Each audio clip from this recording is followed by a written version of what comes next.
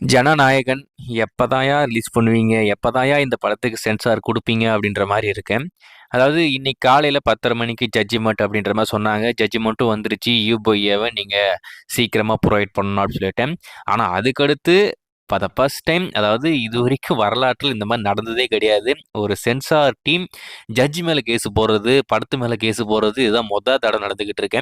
அவங்களுடைய வேலை ஒரு படம் பார்க்குறாங்க. இத மாத்தணும், இத கட் பண்ணணும், இத சேஞ்ச் பண்ணணும். இத மட்டும் தான் அவங்க சொல்லணுமே தவிர, கேஸ் குடுக்குறதோ, இந்த மாரி பண்றதெல்லாம் நடந்ததே கிடையாது. ஆனா இது எல்லாம் தளபதி விஜய்க்கு மட்டும் தான் நடக்குது.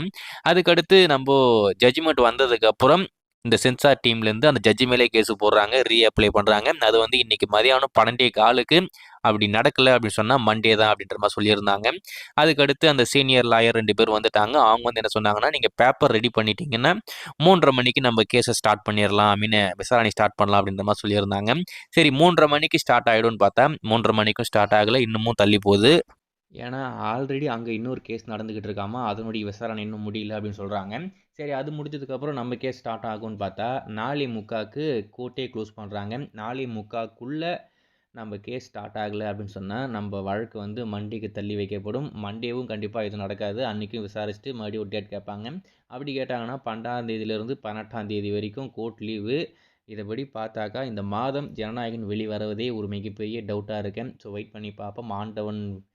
ஆண்டவன் தான் மனசு வைக்கணும். இன்னைக்கு கேஸ் நடந்து எல்லாமே சுமூகமா முடியணும்னு சொல்லிட்டேன்.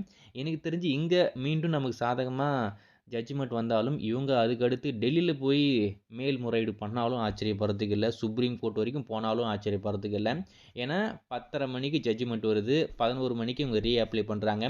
4 மணி நேரத்துல டெல்லியிலிருந்து ஆளே வர வச்சிருக்காங்க. ஐ மீன் இந்த சென்சார் டீம்லயே டாப் ரேங்க்டு பர்சன் இருப்பாங்க இல்லையா? 2வது இடத்துல இருக்கிற அந்த மனுஷன வர வச்சிருக்கானுங்க. எல்லாமே ப்ரீ பிளான்டு. ஸோ என்ன பண்ணுறானுங்களோ பண்ணட்டும். அதுக்கான பேக் ஃபயர் எல்லாமே கூடிய சீக்கிரம் அவங்க அனுபவிப்பாங்க. அதில் மட்டும் எந்த ஒரு மாற்றமே இல்லை. ஸோ வெயிட் பண்ணி பார்ப்போம். இன்றைக்கி கேஸ் ஸ்டார்ட் ஆகுதா இல்லை தள்ளி போதா அப்படின்னு சொல்லிட்டு.